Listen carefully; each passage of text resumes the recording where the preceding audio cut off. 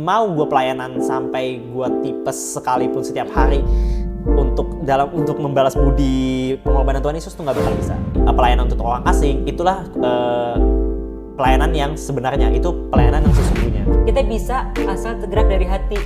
Sesimpel itu nggak sih, biar kita bisa Gimana caranya kalau kita pelayanan di luar tapi kita nggak tahu caranya pelayanan dalam gereja yang benar itu seperti apa? Kita tidak terlalu nyaman pelayanan, kita udah jadi hal itu jadi rutinitas, itu kita lupa fokus utama kita apa.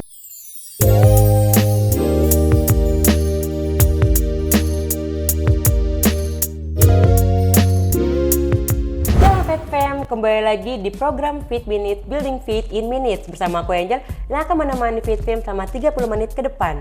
Nah, buat teman-teman yang mungkin belum tahu Fit Minutes ini apa, Fit Minutes ini ialah ruang untuk kita bisa berbincang bersama dengan pembicara yang sangat inspiratif. Kita bisa menggali value dari kehidupan mereka dalam waktu singkat namun bermakna. Nah, di bulan April ini kita masih membahas dengan topik yang sangat relate dalam kehidupan kita sehari-hari, yang bahkan seringkali kita mencoba untuk menutup pembahasan ini biar kita merasa untuk terlihat baik di luar sana. Nah, topik pada bulan April ini adalah tentang toxic relationship. Nah, fokusnya pada hari ini kita akan membahas bagaimana toxic relationship ini bisa berhubungan juga dalam pelayanan. Pasti teman-teman penasaran kan kenapa bisa adanya toxic relationship dan juga pelayanan. Maka dari itu aku juga nggak sendiri, kita akan berbincang bersama-sama dengan Kak Rainer Anderson. Halo Kak Rainer. Halo. Hai teman-teman Fit Fam di rumah sana ataupun dimanapun kalian berada, kenalin, nama aku Rainer Anderson. Nah, kalian bisa panggil aku Rainer aja. Nah, aku di sini adalah seorang pelayan juga di gereja dan juga mungkin aku melayani itu dari kecil, mungkin dari Faith Kids, dari waktu aku sekolah minggu itu aku sempat pelayanan juga sebagai singer gitu, ya meskipun suaraku nggak gitu bagus, cuman ya coba-coba aja lah gitu ya. Tapi ketika mulai beranjak remaja, disitulah aku mulai fokus terjun ke dalam dunia pelayanan gereja. Di situ aku pelayanan musik, habis itu juga diberi kesempatan bisa melayani desain juga, jadi buat poster dan segala macam.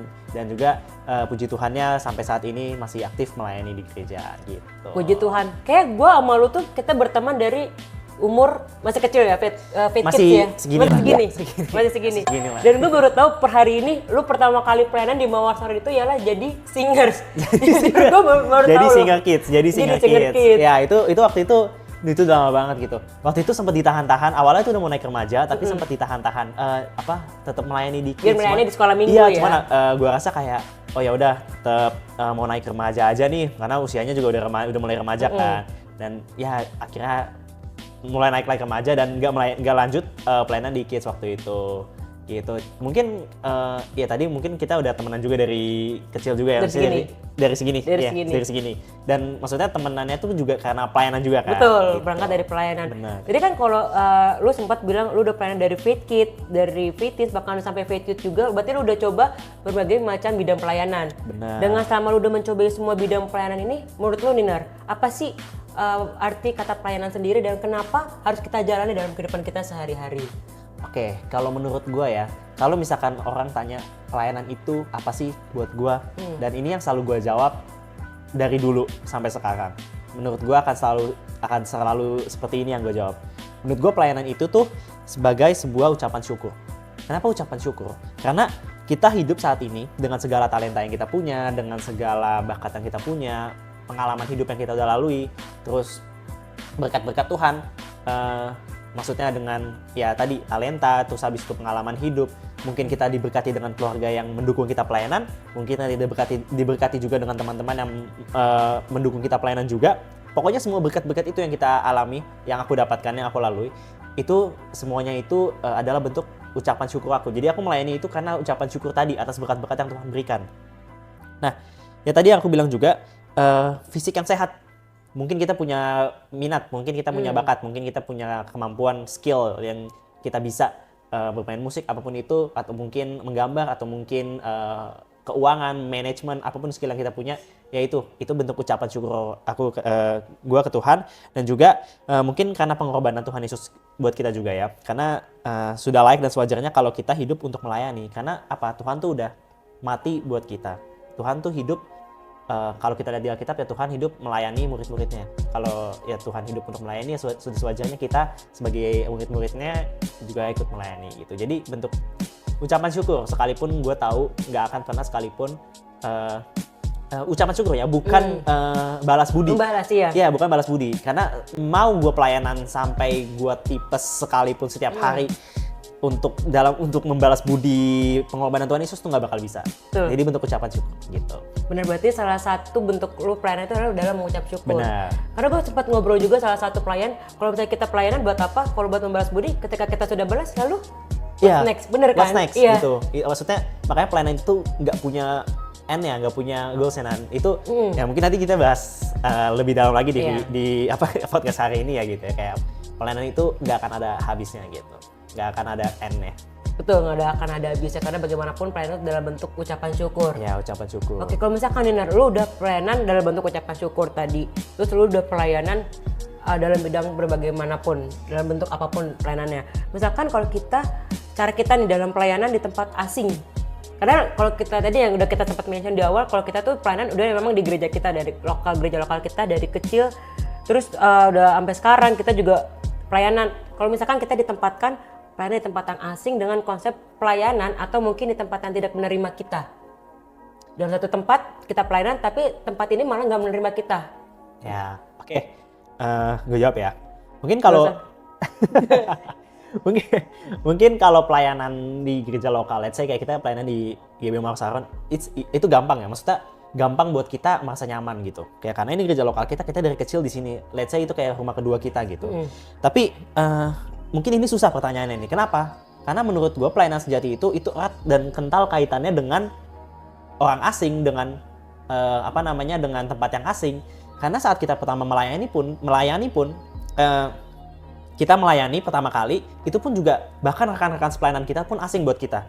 Bahkan orang-orang yang kita layani pun juga asing buat kita. Oke, ini gereja kita, tempat kita bertumbuh dari awal, tapi kan kita nggak kenal semua orang-orangnya. Kita kan nggak kenal siapa yang kita layani. Kita nggak kenal, kita hanya orang asing ke mereka gitu. Mungkin kalau kita udah lama pelayanan, kita udah semakin kenal banyak orang, mungkin kita akan lebih merasa nyaman. Tapi mulai pertama kali kita pelayanan, ya itu konteksnya, kayak itu pasti bakal susah karena erat kaitannya pelayanan dengan hal yang asing gitu. Kenapa? Karena kalau di tempat yang kita kenal dekat itu namanya kita dilayani. Betul. Itu menurut gua. Kalau kita udah makin nyaman di sini, yang ada kita yang dilayani. Oke, kita melayani di sini, kita dapat fasilitas A, B, C, D, E sampai Z. Itu kita dapat pelayanan, kita difasilitasi dengan hal yang mendukung kita untuk pelayanan. Itu kita yang dilayani. Kalau kita udah merasa nyaman. Dan ketika kita merasa yang tadi pelayanan untuk orang asing, itulah pelayanan yang sebenarnya, itu pelayanan yang sesungguhnya. Karena tadi yang aku bilang, erat kaitannya pelayanan dengan hal yang asing. Karena kalau kita nyaman, itu kita yang dilayani. Tapi ketika itu orang asing, disitulah kita dites, disitulah kita diuji bagaimana kita bisa melayani. Gitu. Bagaimana kita bisa melayani orang yang kita nggak kenal, bagaimana kita bisa melayani orang yang asing buat kita. Dan ya tadi pelayanan itu tujuannya untuk apa? Bertumbuh. Buat aku pelayanan tujuannya untuk bertumbuh. Jadi kenapa mungkin bisa sampai ada di saat ini, ya mungkin karena pelayanan juga gitu. Pelayanan tuh benar-benar bisa bantu bertumbuh karena di situ kita benar-benar pakai kemampuan yang Tuhan kasih buat kita upgrade terus, kita pakai terus berulang-ulang kali, akhirnya kita bertumbuh, akhirnya kita berakar juga di gereja kita. Dan kalau balik lagi, kalau tempatnya itu nyaman, selamanya kita di zona nyaman, yang ada kita nggak bisa bertumbuh kan gitu. Kalau misalkan tempatnya asing, di situ kita di challenge, ketika kita ada ujian, makanya di sekolah kenapa ada ujian gitu kan, kenapa di kampus, di kuliah kita ada ujian juga gitu ya, itu ujian tujuannya buat kita upgrade gitu. Makanya kalau kita di tempat asing itu bentuk ujian, ya itu tujuannya buat kita upgrade gitu. Jadi jangan pernah kita mundur duluan karena tempatnya asing. Orang-orangnya asing, kayaknya gua nggak bisa deh, enggak itu malah Tuhan tempatkan kita di situ supaya kita bisa lebih upgrade gitu. Itu makanya pelayanan yang sesungguhnya itu tuh erat kaitannya dengan tempat asing atau orang asing. Oke, atau mungkin lu punya cerita nggak dari lu mungkin pernah pertama kali pelayanan di tempat asing yang bikin lu agak susah bergerak, tapi bagaimanapun kita harus bisa melayani, atau lu pernah ada momen nggak lu pelayanan di tempat asing? Oke, kalau pelayanan untuk di tempat asing ya mungkin pernah ya gitu, kayak let's say pelayanan itu menurut gua konteksnya bukan cuma di dalam gereja. Betul, mungkin di luar gereja gitu, kayak let's say volunteer ke anak-anak panti asuhan, atau mungkin ke anak-anak yang membutuhkan, anak-anak pemulung atau anak-anak yang ada di pinggir kolong jembatan atau apapun itu ya. Mungkin gua itu salah satu pengalaman yang bisa gue ceritakan ketika pelayanan di luar itu, ya itu tadi mungkin kita nggak selalu merasa nyaman, pasti ada rasa takut, duh gimana ya kalau nanti anak-anaknya nggak suka sama kita, gimana kalau kita misalkan salah ngomong, gimana kalau misalkan kita nggak bisa berbuat banyak di situ, itu pasti ada rasa takut kayak gitu. Ya, tapi makanya kembali lagi di situ Tuhan tempatkan kita, emang Tuhan dalam tanda kutip sengaja tempatkan kita di situ, ya biar apa? Biar kitanya upgrade, biar kita lebih punya rasa empati yang lebih besar, kita lebih murah hati, lebih bersyukur, lebih empati kita lebih besar. Kalau ketika kita melayani di tempat-tempat yang asing seperti itu, pasti banyak juga pengalaman-pengalaman yang mungkin kita nggak bisa dapetin di gereja lokal kita pelayanan, di tempat yang kita biasa melayani secara nyaman, itu mungkin nggak bisa kita dapetin gitu. Ketika kita harus keluar dari zona nyaman, ketika Tuhan tempatkan kita di situ, ya itu mungkin pengalaman yang akhirnya, oh gue upgrade nih, upgrade-nya dalam artian apa? Nggak selalu dalam upgrade, ya skill udah pasti, mungkin kita di situ skill volunteering itu kan lumayan kepake gitu ya, kayak apa namanya, mungkin kita ngajarin anak-anak atau mungkin ngajarin orang-orang gitu yang kita layani. Tapi di jauh di luar dimensi skill, ada dimensi yang lebih bagus lagi, yaitu hati kita jadi lebih besar lagi, empati kita lebih besar lagi. Mungkin di situ sih yang kayak kenapa gue rasa pelayanan di tempat asing itu perlu. Ternyata itu buahnya besar gitu. Dan lebih bisa mengupgrade diri lo sendiri Dan kan. bisa mengupgrade diri gue sendiri. Kita boleh bertepuk tangan dulu. Karena baru 3 pertanyaan awal ya. Oh udah kelar ya? Enggak. Oh belum. Maksudnya udah daging gitu loh isinya. Oh udah daging. Gimana selanjutnya? Kalau tadi kita udah bahas tentang lu pelayanan di tempat asing, bagaimana proses lu untuk pelayanan di tempat asing. Tadi lu juga udah sempat mention lu pernah pelayanan di kolong jembatan, di panti asuhan anak-anak. Tapi bagaimana cara kita untuk kita menyadari bahwa satu tempat itu butuh kita menjangkau tempat tersebut?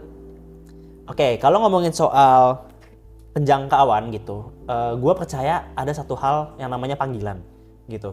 Kadang kita nggak selalu actively mencari, oh tempat mana nih yang harus gue jangkau. Itu baik ketika kita punya hal itu. Kayak misalkan ketika kita, tapi gini, kuncinya ketika kita tahu kebenaran firman Tuhan, kayak kita tahu gimana caranya sih kita mau menjadi semakin menjadi Kristus gitu kan, semakin menjadi seperti Tuhan Yesus gitu. Karena ngomongin pelayanan ya untuk siapa sih ya, untuk Tuhan Yesus ya. Artinya kita melayani ya tujuannya untuk menjadi seperti Tuhan Yesus dong gitu, seperti Kristus gitu. Sekalipun kita dihadapkan dengan tadi tempat asing atau orang asing, apapun itu rasanya yang butuh dijangkau, pasti ada rasanya kita muncul rasa pengen nolong, pengen kita termotivasi nih, aduh pengen bantuin mereka deh, aduh kasihan mereka ya, mereka nggak seberuntung kita, jadi rasanya pengen kita layani, pengen kita bantu. Dan mungkin mereka mungkin belum kenal Tuhan Yesus, rasanya kita kayak pengen kasih tahu loh kalau oh ini loh Tuhan ketika hidup di dalam Tuhan Yesus ini jadinya tuh seperti ini, ada hal yang luar biasa yang Tuhan mau buat di dalam hidup kita. Nah kayak itu maksudnya kuncinya apa, panggilan gitu. Kadang kita bahkan di tempat yang kita nggak mau, bahkan di tempat yang kita kayak nggak mau tuju gitu. Let's say orang kerja di Mutasi, atau let's say kita kuliah, oke gue pengen dapet PTN, tapi tiba-tiba ya kita pengen PTN, kita pengen PTN kebanyakan karena universitasnya apa dong, bukan karena tempatnya. Kalau misalkan let's say gue pengen undip di Jakarta, gue juga mau gitu kan. Orang dari rumah gue di Jakarta, ya cuman kayak balik lagi. Kalau kita ditempatkan di Undip gitu, oke kita dapat universitas negeri yang kita mau, atau di universitas apapun itu, Unpad lah, abis itu ya online lah, online lah gitu, apapun itu universitas yang kalian mau tuju gitu. Tadi atau tempat kerja kita dimutasi, mungkin hal yang kayak kita nggak duga-duga gitu, kayak oke kita udah expect kita mau dimutasi kemana, atau kita udah expect kita mau kuliah di mana, tapi itu kan pasti tempatnya asing lagi buat kita gitu. Dan kayak ketika kita ngerasa gue mana yang tempat yang butuh kita jangkau, dan ya itulah mungkin Tuhan tempatkan kita di situ karena di situ Tuhan mau buat sesuatu yang luar biasa di dalam hidup kita. Tuhan mau di situ kita jadi berkat buat orang-orang di sana gitu. Jadi kayak selalu ada alasan dimanapun kita ditempatkan. Itu menurut gue pelayanan itu seperti itu. Selalu ada alasan dimanapun kita ditempatkan. Jadi jangan pernah kayak takut atau kayak menolak, Tuhan nggak mau. Atau kalau ada kesempatan, kalau ada restu, kalau ada kesempatan ya jalanin gitu. Maksudnya itulah. Jadi kayak mungkin gue bisa jawabnya itu panggilan, karena kalau kita cari-cari mana yang mau jangkau bingung juga gitu kan, di mana sih. Nah, mungkin banyak di luar sana gitu, tapi mungkin Tuhan tuh selalu datengin aja dimanapun yang kita jangkau. Let's say ada kayak let's say di pinggir jalan pemulung, manusia silver, atau mungkin kayak orang yang membutuhkan, orang yang minta-minta gitu ya. Ya mungkin tiba-tiba Tuhan datangkan mereka supaya mungkin menggerakkan hati kita untuk berbagi, mungkin menggerakkan hati kita untuk mendoakan mereka, mungkin sekedar untuk mengingatkan kita untuk bersyukur. Kayak Tuhan tuh selalu menempatkan kita dan bahkan juga menempatkan piece-piece di tempat sekeliling kita, ya tujuannya buat itu kita. Maksudnya buat kita supaya kita bisa mempraktekkan pelayanan tersebut gitu. Berarti memang kuncinya tuh panggilan. Kuncinya itu adalah di panggilan. That's good. Tapi Ner, kalau misalkan kita punya panggilan, kita mendapatkan panggilan. Ya. Nah, ketika kita ingin menjalankan panggilan tersebut, tapi kita belum punya talenta. Jadi gimana cara kita bisa menemukan talenta apa atau hal yang dapat kita lakukan untuk orang lain dalam bentuk pelayanan? Oke, good question. Kelas banget. Oke, nah jadi gini ya. Oke, aku mungkin pengen ngomongin tadi ya, kalau misalkan kita mungkin pengen tahu di mana kita melayani dan tapi kita belum punya talenta atau gimana. Nah, kuncinya tuh tadi, kalau misalkan ada panggilan Tuhan Yesus, jalani dulu aja. Mungkin aku izin bacakan ayat di Yohanes 12 ayat 26, mungkin nanti bisa keluar. Ada di bawah ini kok ayatnya. Atau di mana di atas di sini? Ya, dimanapun itulah. Nah, oke. Barang siapa, aku bacakan di Yohanes 12 ayat 26 yang terjemahan baru. Barang siapa melayani aku, ia harus mengikut aku dan di mana aku berada, di situ pun pelayanku akan berada. Barang siapa melayani aku, ia akan dihormati Bapa. Gitu. Jadi kayak Tuhan Yesus sendiri bilang, dimanapun dia berada, disitulah pelayanku akan berada. Jadi kita kayak ingat aja, oh iya Tuhan Yesus pernah berkata ya, dimanapun dia berada, situ pelayanku akan berada. Tuhan Yesus kan ada di mana-mana, berarti kita boleh dong di mana aja, gitu kan. Jadi kayak ikutin aja panggilannya dulu. Nah, tapi tadi pertanyaannya adalah, gimana caranya kalau kita belum punya talenta gitu, kalau kita merasa kayaknya belum ada deh hal yang bingung talentanya hal yang apa. bingung, iya gue bingung, gue talentanya apa ya, gue pelayanan apa di gereja ya, gue pelayanan apa di luar ya. Nah begini, ini menariknya teman-teman, ini turning point gue adalah ketika gue menyadari nah puji Tuhannya adalah di gereja lokal kita ini juga kayak punya banyak bidang pelayanan. Tapi di situ jadi membuat gue ada kayak sebuah marwah baru, sebuah pewahyuan baru gitu. Oh iya ya, lu nggak harus punya skill untuk melayani. Maksudnya lu harus punya skill A, B, C, D, E untuk melayani. Kenapa? Karena ternyata skill apapun yang lu punya saat ini itu bisa buat jadi pelayanan. Jujur itu yang gue alamin, skill apapun yang lu punya saat ini itu jadi pelayanan. Nggak usah kita berpikir, oh gue harus belajar A, B, C, gue harus belajar main gitar dulu nih untuk bisa pelayanan. Nah itu bagus. Kayak maksudnya kita di sini juga ada maksudnya mungkin ada coaching atau apa gitu, kayak it's good kayak ketika kita mau belajar main musik atau belajar menari untuk pelayanan, motivasinya bagus gitu. Tapi yang menjadi masalah adalah ketika kita merasa nggak punya skill apa-apa dan kita jadi mundur pelayanan. Enggak. Ternyata apapun yang kita lakukan selama ini, pengalaman hidup kita, kemampuan yang kita udah pelajari saat ini, sekalipun rasanya kayak nggak kelihatan di gereja, tapi ternyata itu dipakai loh. Ternyata itu ada pelayanannya loh. Let's say, aku punya beberapa teman dan rekan pelayanan yang minat mereka disalurkan baik ke dalam pelayanan. Ketika let's say aku punya teman atau rekan pelayanan yang dia punya karunia untuk mengajar, dia pandai mengajar gitu, entah itu guru olahraga lah atau guru dosen atau apapun itu. Terus habis itu atau enggak dia juga punya encouraging, maksudnya dia kayak ayo bisa gitu, kayak it's a good teacher gitu. Dan di situ dia bisa jadi apa? Bisa jadi orang yang membina kita dalam pendalaman Alkitab yang baik. Dia juga orang yang bisa terjun ke bidang komunitas sel atau komsel gitu. Karena dia punya tadi basic pengajaran. Padahal sebenarnya kalau kita mikir, aduh gue guru tapi gue ngapain ya pelayanan di gereja gitu kan. Banyak tadi kan ada bisa jadi di komsel, bisa jadi guru sekolah minggu juga gitu. Kalau misalkan tergerak di mengajari anak-anak gitu. Banyak gitu. Nah tadi apa? Kalau misalkan kita di pengajaran, rohani kita sehat gitu kan, pendalaman Alkitab, komunitas sel, kita secara rohani bertumbuh. Terus aku punya teman lagi nih, yang dia hobinya basket. Kita bingung, basket ngapain ya di pelayanan ya? Basket kayak bulu tangkis, ngapain di pelayanan? Gue di depan mimbar main basket, nggak mungkin kan? Mungkin dong. Tapi ternyata ada fasilitasnya, dia bisa buat semacam komunitas basket. Gitu. Jadi kayak anak-anak nih dikumpulkan, ayo kita main basket setiap sore gitu kan, setiap Jumat sore gitu, ayo kita main basket gitu buat sama-sama biar tubuh kita sehat. Nah tadi rohani udah sehat, tubuh sehat. Betul. Nah aku juga punya teman pelayanan lagi nih, teman pelayanan yang dia punya background di psikologi gitu, yang punya background di psikologi, dan kalau kita bingung psikologi ngapain ya buat di gereja, apa sih bidang pelayanan dia yang bisa dilakukan. Ternyata bisa juga loh, ternyata ada juga konseling gitu, karena di gereja ada pelayanan konseling juga kan. Nah itu bisa dipakai banget. Oke, rohani udah sehat, tubuh udah sehat, mental sehat. Betul. Gitu. Jadi ternyata banyak banget pelayanan atau bidang-bidang pelayanan yang kita bisa temuin di dalam gereja kita. Gereja mungkin nggak semua gereja lokal punya divisi pelayanan yang selengkap itu, pasti berbeda-beda. Tapi aku yakin kita bisa menawarkan diri kayak, oke, kayaknya gereja ini tadi balik lagi ke pertanyaan selanjutnya. Gimana kalau kita kayaknya gimana caranya kita melihat tempat yang perlu kita jangkau? Ya kita lihat skill kita dulu nih. Oh, gue punya background ini, kayaknya gereja ini belum punya. Ya udah gue jangkau. Gue mau dong, gue punya kemampuan ini. Gue boleh nggak melayani sebagai ini di gereja? Di sini gitu. Nah, itu kan ternyata jadi nggak harus kita kayak harus, aduh, gue nggak punya skill, gue nggak mau pelayanan. Enggak, ternyata kita udah punya background sendiri, kita udah punya skill sendiri. Ya akhirnya kita bisa melayani dengan kita ya tadi. Yang penting kita lakuin dulu. Tadi panggilan dulu nih. Dan aku izin lagi bacakan ayat di 1 Petrus 2 ayat 21. Nah nanti boleh editor tambahkan di bawah ya. Nah sebab untuk itulah kamu dipanggil, karena Kristus pun telah menderita untuk kamu dan telah meninggalkan teladan bagimu supaya kamu mengikuti jejaknya. Nah yang penting panggilannya lagi, balik lagi. Tuhan Yesus sudah mati, itu udah jadi stop. Tuhan Yesus sudah mati buat kita, udah melayani kita. Udah stop, itu jadi alasan kita buat melayani. Gak ada lagi nego-nego lagi, neko-neko apa? Neki-neko apa sih? Neko-neko. Neko-neko lagi. Jangan neko-neko. Neko lagi. Gue nggak tahu dah pokoknya istilahnya apa. Cuman pokoknya jangan lagi kita beralasan untuk nggak pelayanan. Ternyata alasan pelayanan ternyata hanya cukup karena Tuhan telah memanggil kita, karena Tuhan udah mati buat kita. Gitu. Intinya kalau tadi omongan lu tuh, yang penting kita punya hati, sama punya niat, semua bisa asal kita bisa asal tergerak dari hati. Sesimpel itu nggak sih? Biar kita bisa pelayanan, bisa menjangkau ke tempat-tempat yang tadi. Kalau kita punya teman yang bidang sporty atau bidang guru, semua bisa kita jalani kalau berangkat dari hati, punya niat. Apalagi Tuhan sudah mati di kayu salib buat kita. Sesimpel itu. Simple.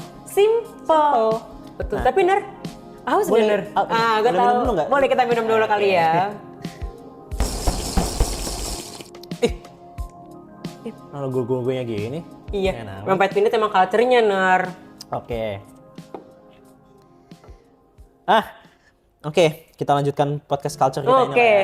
Jadi kita udah ngebahas tentang talenta, bagaimana kita bisa menemukan talenta, bagaimana kita bisa menjangkau tempat yang asing. Mungkin Nanar, mungkin kita sebagai anak muda pun banyak bertanya soal topik ini. Kenapa sih kita ini sebagai anak muda khususnya ya, atau mungkin ya bisa golden age, bisa anak kecil sendiri pun, kenapa kita harus pelayanan di dalam gereja? Kalau setiap hari Senin sampai Sabtu juga udah jadi bentuk pelayanan kita. Apalagi tadi lu sempat mention bahwasannya pelayanan itu nggak mesti di gereja, tapi dari tempat pekerjaan kita, kantor kita, sekolah kita, kampus kita juga bisa jadi tempat kita dalam pelayanan. Tapi kenapa harus banget di gereja? Jadi gini. Kabar baiknya, gue nggak tahu ini kabar baik atau kabar buruk ya. Kabar baik atau kabar buruk gue nggak tahu. Pelayanan itu setiap hari. Pelayanan tadi yang gue bilang ya, pelayanan itu dimanapun kita berada, Senin sampai Minggu itu pelayanan kita. Jadi pelayanan itu sebenarnya bukan di gereja doang, tapi kenapa tadi harus di gereja gitu ya.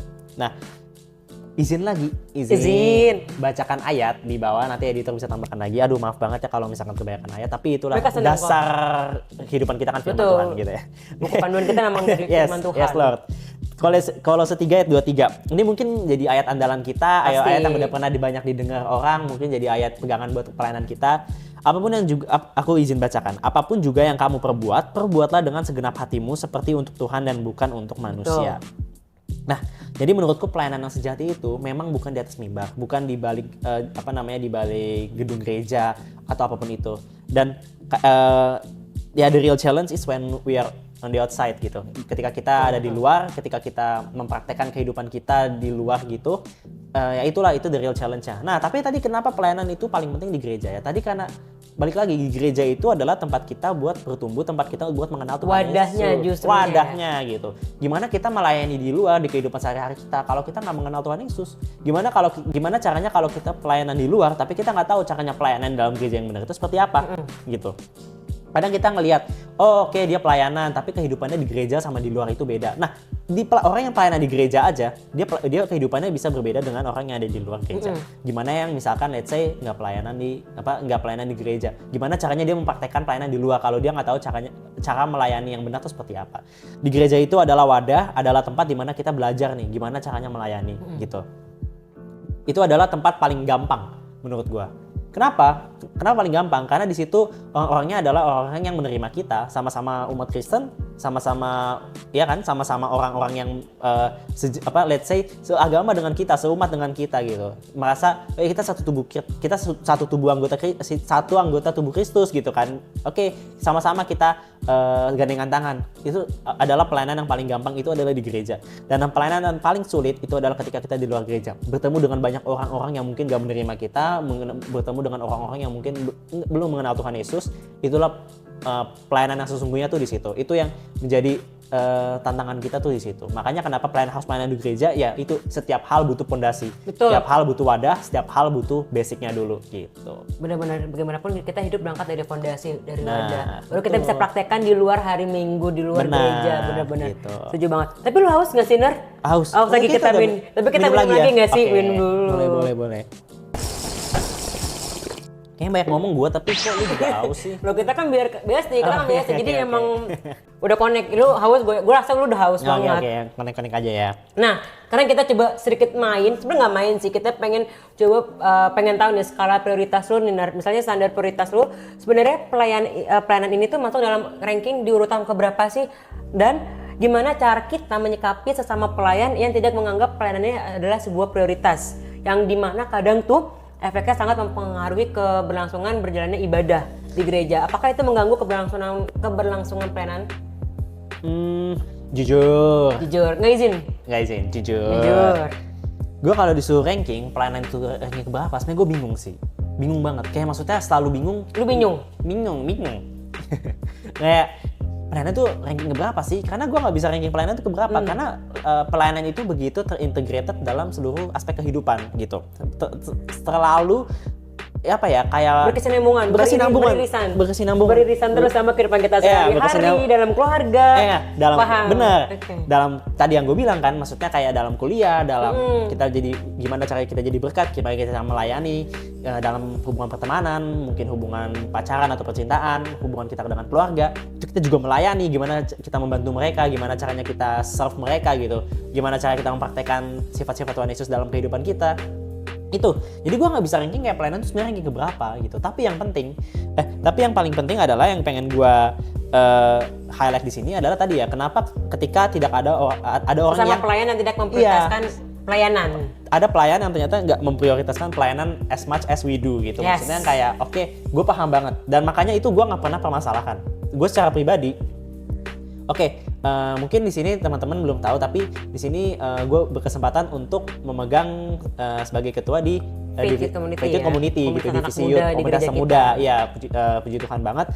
Dan tapi di situ gue nggak pernah kayak mempermasalahkan ketika ada yang memang tidak memprioritaskan pelayanan setinggi itu. Ya mungkin orang-orang lihat, kok lu gitu sih, kan lu ketuanya, kenapa lu membiarkan orang-orang seperti itu? Karena menurut gue pelayanan itu bukan paksaan. Pelayanan itu nggak bisa dipaksa. Ketika misalkan emang dia nggak memprioritaskan pelayanan sebagai yang dia lakukan setiap minggu gitu, ya it's okay gitu, ya it's okay. Dan mungkin tadi mungkin ada juga kita bisa jadi merasa terdemotivasi, jadi nggak semangat, jadi jenuh. Aduh, kok teman-teman rekan pelayanan gue tuh pada nggak sesemangat itu ya, gue jadi rasanya nggak semangat juga pelayanan deh. Nah, tapi teman-teman, gue mau kasih pesan, tapi kita tuh melayani itu bukan karena kita dibutuhkan, tapi kita yang membutuhkan pelayanan. Jadi balik lagi, ini refleksi ke dalam diri kita sendiri. Kita melayani itu bukan karena kita dibutuhkan. Jadi gereja apapun itu, tempat kalian pelayanan itu nggak pernah membutuhkan kalian. Kita yang membutuhkan pelayanan. Apa tadi aku bilang kan, pelayanan pertama adalah ucapan syukur. Kita kan yang mengucap syukur kepada Tuhan. Gitu. Secepat itu loh Tuhan bisa mengganti orang sepelayan itu di dalam gereja atau dimanapun tempat kita melayani. Secepat itu. Ketika kita udah merasa, aduh kita nggak proses pelayanan, kita jauh, kita cabut atau apapun itu, secepat itu Tuhan menggantikan orang baru ke dalam pelayanan itu, ke dalam bidang yang sebelumnya kita tempatin. Secepat itu. Jadi jangan pernah merasa kita jangan kita memegahkan diri, jangan kita menyombongkan diri, jangan kita merasa, oh cuman gue yang bisa, cuma aku yang bisa. Enggak ya? Enggak, bener. Aduh, gue tua banget ya. Gue sering denger lagunya ini, soalnya Faith Worship Community, GB Mawar Sarung, gue selalu denger lagu itu. Langsung aja dicek YouTube-nya. Maaf banget, gue duniawi banget ya. Duniawi banget ya. Oke, jadi kayak balik lagi, cuman apa ya, jangan merasa cuman kita yang bisa gitu, karena secepat itu Tuhan menggantikan kita dan bukan kita yang membutuhkan pelayanan tapi kita yang bukan kita yang dibutuhkan tapi kita yang membutuhkan. Gitu. Itu kuncinya. Jadi gue nggak pernah kayak merasa oh ya udah ketika dia nggak memprioritaskan pelayanan dan kehidupan dia ya yang pastinya kita ajak ngomong dulu dong, bro. Bisa nggak lu kan misalkan dalam sebagai pelayan sebagai pengurusan kita kuatin lagi komitmennya dia, kita gandeng lagi. Tapi ketika misalkan emang dia udah kita bilangin nggak berubah-ubah atau mungkin kayak nggak ya tadi nggak mengenyampingkan pelayanan, ya udah. Ya tapi karena tadi gue bilang pelayanan itu kan adalah setiap hari kita, gimana caranya kita tidak memprioritaskan hal yang kita lakukan setiap hari gitu. Mungkin itu jadinya kayak ketika kita nggak memprioritaskan pelayanan, mungkin disitulah kita akan merasa di mana mungkin hidup kita akan kurang maksimal gitu. Karena atau gue bilang lagi segala yang kita lakukan adalah untuk kemuliaan Tuhan. Gitu. Betul, kita boleh tepuk tangan dulu untuk setiap jawaban-jawaban dari Kak Rainer. Bener banget, menurut gue ya, bahkan poin yang paling sederhana yang bisa kita harus lakukan adalah komunikasi jikalau teman kita tidak menganggap pelayanan ini sebuah prioritas. Karena bagaimanapun komunikasi itu penting. Jikalau teman kita dalam bidang pelayanan lagi merasa suntuk, galau, komunikasi itu penting sih menurut gue ya, biar kita sama-sama merangkul dan dirangkul dalam pelayanan. Benar sekali. Gitu. Nah, terakhir nih Nar, kita sebagai anak muda yang punya, apalagi kita khususnya anak Gen Z, itu kita punya aktivitas selain di gereja, kita pelayanan dari malam sampai pagi, dari pagi sampai malam, dari terbitnya matahari sampai tenggelam pada masuknya. Terus kita juga punya kegiatan dari hari Senin sampai Minggu. Gimana sih cara lu nih Nar menyeimbangkan waktu pelayanan dengan kewajiban sebagai pelajar, atau sekarang kan lu udah kerja ya Nar ya di berbagai macam bidang internasional, dengan kewajiban lu sebagai pekerja dan aktivitas sehari-hari di rumah? Oke, jujur lagi ya, jujur. Ini izin ya? Ya ini izin ya, jujur. Masa gini Nar? Gue gak tahu caranya kayak gimana. Oleh. Nah, jujur.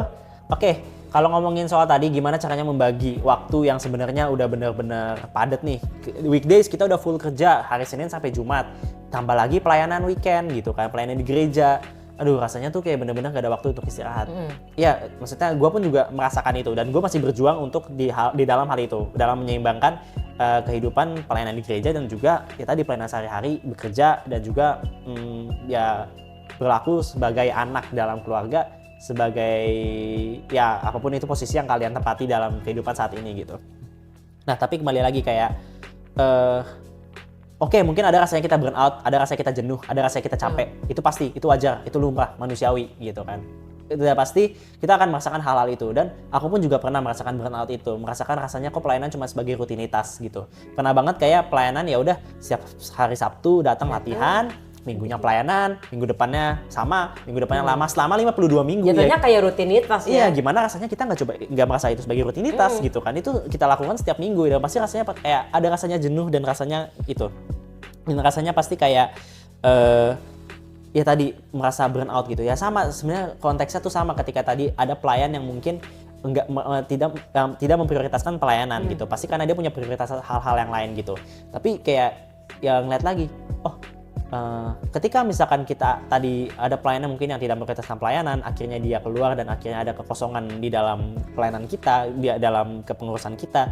Dan tapi kita merasa, loh kok kayaknya tetap bisa jalan aja ya pelayanan ini, tetap bisa jalan ya ibadah, tetap bisa jalan ya apapun yang kita layani saat itu, meskipun nggak ada orang A, nggak ada orang B, nggak ada orang C. Dan itu ternyata situ kuncinya, Tuhan yang kasih kekuatan, Tuhan yang kasih jalan keluar. Akhirnya aku mikir balik lagi, ketika aku merasa jenuh, merasa lelah, merasa burn out dalam pelayanan, ternyata kuncinya satu, ternyata gue udah terlalu jauh sama Tuhan ya gitu.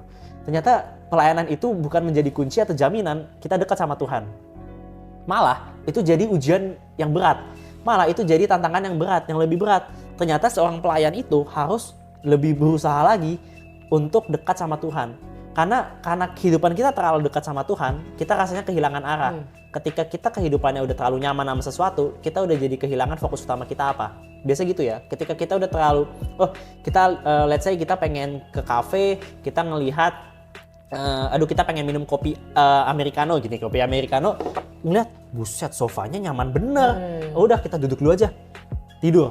kita lupa fokus utama kita Iya, apa buat tujuannya mesen apa kopi, ya? buat sebenarnya buat ngopi culture gitu. Ternyata kita udah terlalu nyaman dengan sofa yang enak itu, yang empuk itu. Tapi lupa nih. Lupa, jadi kita ya udah kita istirahat. Nah itu, ketika kita udah terlalu nyaman sama sesuatu, kita lupa fokus utama kita apa. Ya tadi, ketika kita udah terlalu nyaman pelayanan, kita udah jadi hal itu jadi rutinitas, itu kita lupa fokus utama kita apa. Ternyata fokus kita itu adalah Tuhan Yesus. Dan sering banget pelayan itu akan jauh dari Tuhan. Itu karena apa? Karena kayak rasanya kita udah terlalu setiap hidup kita setiap hari udah tentang Tuhan Yesus mulu. Kapan sih ini apa namanya? Ada tentang kehidupan gue pribadi. Nah, itu dia teman-teman yang sering menjadi masalahnya. Karena itu butuh buat kita balik lagi deket sama Tuhan, balik lagi kita coba berhubungan secara intim sama Tuhan, kembali lagi kita mendekatkan diri sama Tuhan. Kenapa? Karena jadi yang gue bilang juga, oke, pelayanan di gereja tuh menguras tenaga, waktu, bahkan waktu tidur, fisik iya, dan bahkan materi sesekali gitu kan. Bener-bener banyak banget menguras hal dari diri kita. Bentar. Paling pagi tidur jam berapa kalau ngurusin tentang pelayanan di gereja? Oke, pernah waktu itu nggak tidur. Pernah tidur jam 4.05 gitu. Terus Bangunnya jam 6 gitu kan. Karena itu hari hanya eventnya tuh kita harus siap-siap jam 6 gitu kan. Tapi itu bukan suatu beban ya? Itu bukan suatu cita. Gue sih suka-cita kalau kayak gitu, gue suka-cita. Cuma memang kitanya harus memprioritaskan waktu kita juga. Iya benar. Kadang emang makanya tadi balik lagi banyak hal-hal yang kayak yang balik lagi tadi melelahkan kita, menguras tenaga kita. Tapi kalau kita fokusnya ke Tuhan, kita lihat salib, kita lihat pengorbanan Tuhan Yesus yang dia nggak pernah neko-neko untuk mengangkat dan menghapus semua dosa kita, untuk menderita. Kita lihat lagi, oh ternyata pelayanan itu seperti ini. Ternyata memang ada waktu di saat kita sangat terkuras, sangat merasa lelah, tapi di situ kita melihat ada sukacitanya karena kita melihat salib, karena kita melihat Tuhan gitu. Fokusnya ke Tuhan lagi. Makanya kenapa itu dia ya kita pasti pernah jenuh sama pelayanan, kita manusia punya batas kuasa. Ya kan? Kita manusia seringkali banyak banget hal-hal di luar rekan pelayanan yang tidak komitmen dalam pelayanan, atau mungkin feedback dari orang-orang yang kita layani yang nggak baik buat kita. Itu pasti ada gitu dong. Nah, itu pasti membuat kita jenuh gitu. Nah, makanya lagi aku pengen tekanin kalau kita harus fokusnya ke Tuhan Yesus. Kita fokusnya itu adalah ke salib. Jangan pernah ke manusia. Kenapa? Karena people come and go. Yes. Gitu. But Jesus never let me go. But Jesus never let me go. Yes. Yes Lord gitu. Yes, karena Lord. kita sepelayanan itu, kalau kita cuma pelayanan hanya bareng, oh gue motivasi karena gue bareng teman gue pelayanan termotivasi karena gue mau lihat kas gue, atau apapun itu, atau mungkin apapun itu reward yang kita dapat itu nggak bakal pernah secara permanen membuat kita semangat pelayanan. Tapi yang buat kita semangat pelayanan adalah Tuhan Yesus gitu. Nah mungkin ini terakhir juga kayak Terus closingan nih Nar. Closingan. Mungkin ada satu moto yang gue suka. Satu moto dan slogan yang selama ini menjadi motivasi pelayanan gue. Sebenarnya ini moto atau slogan ini tuh dari Faith Teens Community ya, tempat komunitas remaja di Gereja Mawar Saron ini, yang tempat dimana pertama kali gue mulai terjun secara intens dalam pelayanan gitu. Dan maksudnya di komunitas remaja pun ini gue sekarang menjadi tempat bertumbuh juga gitu. Yang kayak sekarang tua aja ya. Enggak kan sekarang youth. Iya, gitu. Sekarang youth. Kalau kemarin kan lagi remaja, sekarang udah muda. Pemuda. Iya, sekarang jadi pemuda. Ya gitulah intinya ya teman-teman ya. Gitu. Oke. Nah, mungkin ada satu dan ini motonya tuh lumayan mengena di hati gua, yaitu adalah pelayanan untuk memberi hidup, bukan untuk mencari hidup. Nah, apa sih artinya pelayanan untuk memberi hidup dan bukan untuk mencari hidup? Pelayanan untuk memberi hidup, ya udah, pelayanan itu artinya kita gunakan untuk memberi berkat, untuk menjadi berkat, untuk memberikan hidup kepada orang-orang. Nah, tapi tadi kalau misalkan kita pelayanan cuma hanya sebagai rutinitas, hanya sebagai hal yang kosong, gimana caranya kita memberi? Gimana caranya kita memberi barang kalau kita nggak punya barangnya? Karena itu harus diisi dulu sama firman Tuhan. Harus balik lagi mendekatkan diri sama Tuhan, harus mendekatkan diri lagi sama Tuhan supaya dikuatkan, supaya Tuhan yang kasih kuasa, supaya Tuhan yang kasih kekuatan, supaya Tuhan yang menyemangati kita. Itu kuncinya gitu. Makanya ketika Tuhan udah menyemangati kita, memberikan kekuatan, disitulah kita bisa memberi, karena kita udah punya nih bekalnya, kita bisa memberi. Dan bukan untuk mencari hidup. Pelayanan bukan untuk mencari hidup, bukan untuk buat memegahkan diri, bukan untuk menyombongkan diri, bukan buat untuk kayak keren-kerenan, tapi ya pelayanan untuk memberi selayaknya Tuhan memberi hidupnya buat kita gitu. Mungkin itu kali ya dari gua. Kalau ada sih kata-kata terakhir, tapi nggak tahu deh, Fem sama lu mau denger nggak? Boleh, gue orangnya setia untuk mendengarkan, Nar. Oke, jadi di quotes ya, asik. Tolong editor ya di quotes kata-kata dari kakak Riner ini ya. Nah, oke, mungkin kata-kata terakhir gue, Abis ini nggak ada kata-kata lagi nih, jadi gue diem aja ya.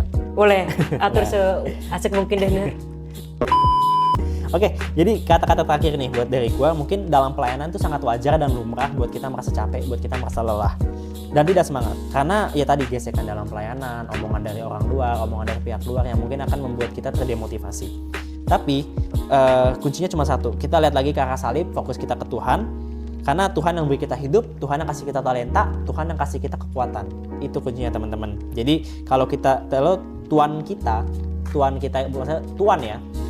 aja, Tuhan Yesus itu udah melayani, udah memberi, ya kita sebagai hambanya udah sewajarnya dong, udah layak dan sepatuhnya kita juga ikuti jejak Tuhan kita, yaitu untuk melayani. Gitu. Bersama kita beri tepuk tangan yang luar biasa untuk pembahasan pada hari ini. Karena nggak tepuk tangan. Beri tepuk tangan sekali lagi teman-teman. Wow, luar biasa sekali bukan teman-teman pembahasan kita pada hari ini. Bagaimana pelayanan ini bukan bentuk kita untuk membalas budi kepada Tuhan, tapi kita belajar untuk terus mengucap syukur dalam keadaan apapun. Dan perlu diketahui juga teman-teman bahwasannya pelayanan ini memang bukan di hari Minggu saja, tapi dari hari Senin sampai Sabtu, dari sekolah, gereja, dari tempat pekerjaan kita pun itu salah satu bentuk kita dalam pelayanan. Sekali lagi terima kasih Kak Renner untuk pembahasan kita yang sangat luar biasa pada hari ini. Aku sangat percaya dan selalu percaya bahwa pembahasan ini bisa menjadi berkat bagi teman-teman. Bagi teman-teman yang ingin share pembahasan kita pada hari ini, boleh share ke teman, ke keluarga, crush kalian, tetangga kalian, itu sangat boleh. Tapi jangan lupa untuk like, comment, and subscribe. Maka dari itu, Faith Minutes pamit undur diri dan sampai ketemu di episode berikutnya. Shalom Faith Fam. Dadah.